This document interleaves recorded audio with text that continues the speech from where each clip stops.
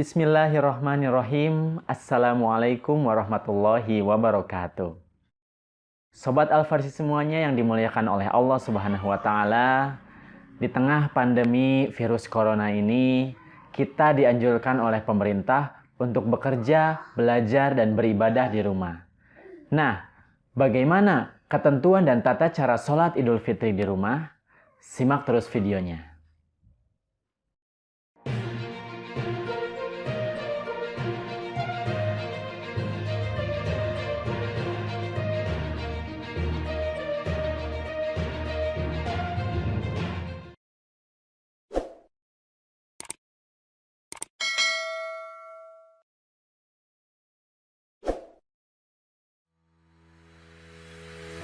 Oke, kita akan masuk dulu ke ketentuan dan hukumnya.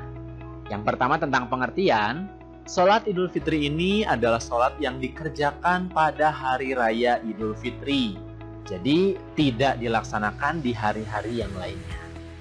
Kemudian hukumnya adalah sunnah muakkad. Ya, meskipun ada perbedaan pendapat, ya ada ulama yang mewajibkan sholat Idul Fitri ini, tapi jumhur ulama sepakat bahwa hukum sholat Idul Fitri ini adalah sunnah. Kemudian jumlah rokaatnya adalah 2 rokaat. Nah, selanjutnya untuk pelaksanaannya diutamakan dilakukan secara berjamaah. Meskipun begitu, bisa juga dilaksanakan secara sendiri atau munfarid. Kemudian untuk waktunya dilaksanakan pada tanggal 1 Syawal pagi hari sekitar pukul 7 sampai 8. Nah, diutamakan ini lebih siang untuk memberikan waktu kepada panitia zakat untuk membagikan zakatnya. Kemudian untuk tempatnya ini bisa dilaksanakan di tanah lapang yang lebih afdol, itu sebagai syiar. Tapi jika misalkan hujan lebat, itu bisa juga dilaksanakan di masjid atau musola. Nah, tapi jika terjadi kedaruratan seperti virus ya atau wabah virus yang lainnya, bisa juga dilaksanakan di rumah. Nah, selanjutnya adalah amaliyah sunnah Idul Fitri atau amalan-amalan yang sunnah yang bisa dilakukan sebelum sholat Idul Fitri. Yang pertama adalah mandi dan memotong kuku. Ini dalam rangka untuk mensucikan diri. Kemudian selanjutnya, memakai pakaian terbaik dan wangi-wangian. Ibnul Qayyim menyampaikan bahwa Nabi Shallallahu Alaihi Wasallam itu biasa keluar ketika sholat Idul Fitri dan Idul Adha dengan pakaiannya yang terbaik. Nah, kemudian adalah makan sebelum melaksanakan sholat Idul Fitri. Nah, ini berbeda dengan sholat Idul Adha yang tidak makan terlebih dahulu. Ini dimaksudkan bahwa pada hari raya Idul Fitri, umat Islam tidak lagi melakukan ibadah puasa seperti pada bulan Ramadan.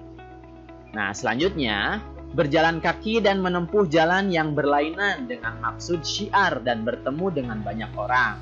Nah, ini dikecualikan jika terjadi wabah penyakit, ya. Kemudian melafalkan takbir hingga menjelang sholat, ya. Bagaimana takbirnya? Allahu Akbar, Allahu Akbar, La ilaha illallah, Wallahu Akbar, Allahu Akbar walillahil hamd. Nah, itu sunnah dilaksanakan sebelum menjelang sholat. Kemudian yang terakhir, ini saling mengucapkan selamat atau tahniyah al-id. Ya, diantaranya dengan mengucapkan taqabbalallahu minna wa minkum, atau boleh juga dengan mengucapkan selamat hari raya Idul Fitri. Nah, sekarang kita akan masuk ke tata cara sholat Idul Fitri. Ini adalah panduan umumnya.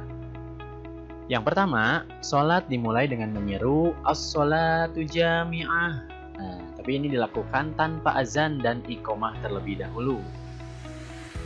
Kemudian yang kedua, dimulai dengan niat sholat Idul Fitri, yang jika dilafalkan berbunyi usolli sunnatal Idul Fitri raq'ataini imaman lillahi ta'ala.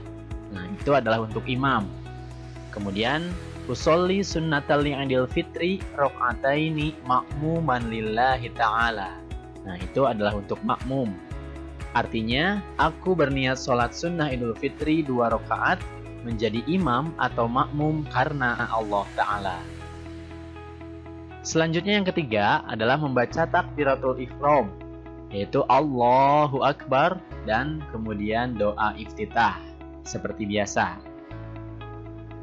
Yang keempat, pada rakaat pertama setelah takbiratul ihram tadi dan doa iftitah, lalu membaca takbir sebanyak 7 kali. Ini di luar takbiratul ihram yang tadi.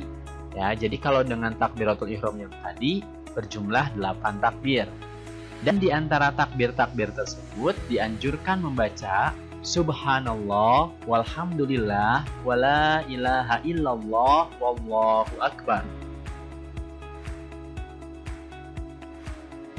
Kemudian untuk tata cara sholat Idul Fitri yang selanjutnya adalah membaca Al-Fatihah dan surat lainnya. Ini seperti sholat-sholat biasa.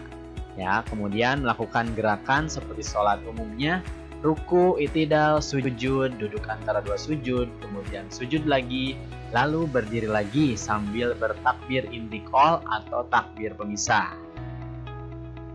Nah, yang ketujuh, pada rakaat kedua, itu membaca takbir sebanyak 5 kali.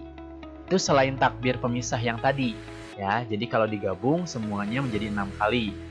Dan dengan melafalkan kalimat seperti di rakaat pertama tadi di antara takbir-takbirnya, yaitu Subhanallah, walhamdulillah, wala ilaha illallah, wallahu akbar. Yang kedelapan, membaca Al-Fatihah dan surat lainnya, ya seperti yang rakaat pertama tadi. Kemudian yang 9, melakukan gerakan seperti biasa sampai tahiyat akhir dan salam. Nah, kemudian setelah salam, disunahkan mendengar khutbah Idul Fitri. Nah, Sobat Al-Farisi, itulah dia tata cara sholat Idul Fitri dari awal sampai akhir. Kemudian yang selanjutnya adalah tata cara khutbah Idul Fitri.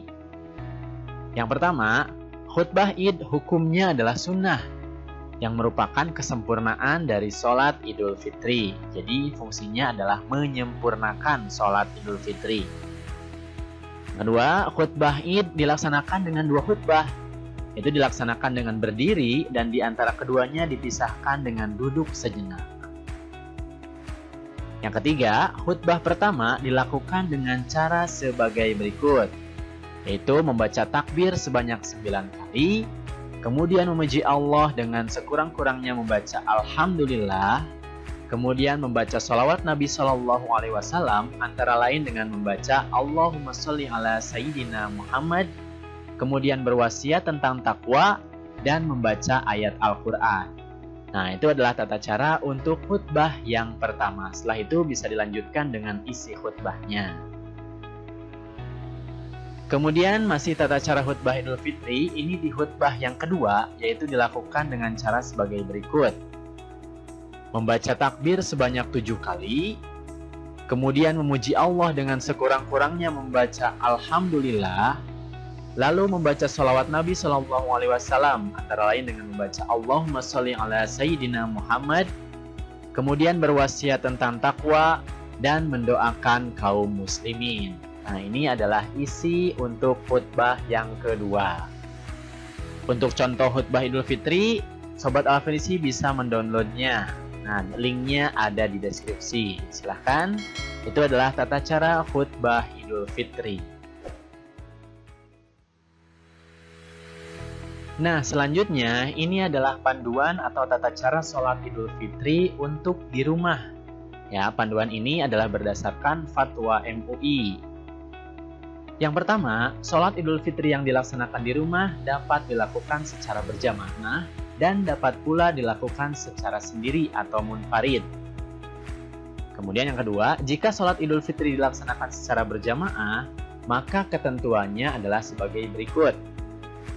Yang pertama, jumlah jamaah yang sholat minimal 4 orang, yaitu 1 orang imam dan 3 orang makmum. Itu adalah ketentuan jumlah minimalnya. Kemudian melaksanakan sholat dan khutbah Idul Fitri sebagaimana penjelasan yang tadi sudah disampaikan. Dan yang ketiga, jika jumlah jamaah kurang dari 4 orang atau jika dalam pelaksanaan sholat jamaah di rumah tidak ada yang berkemampuan untuk khutbah, maka sholat Idul Fitri boleh dilakukan berjamaah tanpa khutbah. Nah, ini adalah panduan untuk sholat Idul Fitri yang dilaksanakan secara berjamaah di rumah. Kemudian, untuk tata cara sholat Idul Fitri di rumah yang dilakukan secara sendiri atau munfarid, ketentuannya adalah sebagai berikut. Yang pertama, berniat sholat Idul Fitri secara mandiri yang jika dilafalkan berbunyi Usolli sunnatal Idul Fitri rok'ataini lillahi ta'ala, yang artinya aku berniat sholat Idul Fitri 2 rakaat karena Allah Ta'ala. Kemudian dilaksanakan dengan bacaan yang pelan atau sir, ya, jadi tidak perlu dikeraskan. Kemudian melaksanakan sholat sebagaimana penjelasan sebelumnya yang tadi sudah disampaikan. Dan yang terakhir, tidak perlu ada khutbah kalau dilaksanakan secara sendiri. Nah, itu adalah tata cara sholat Idul Fitri yang jika dilaksanakan di rumah, baik secara berjamaah maupun secara pribadi atau sendiri munfarid. Baik, itulah Sobat Al-Farisi semuanya, ketentuan dan tata cara sholat Idul Fitri di rumah. Semoga tidak mengurangi pahala sebagaimana sholat Idul Fitri yang dilaksanakan di masjid atau di lapang. Terima kasih atas perhatiannya. Mohon maaf bila ada kesalahan. Billahi taufik wal hidayah. Wassalamualaikum warahmatullahi wabarakatuh.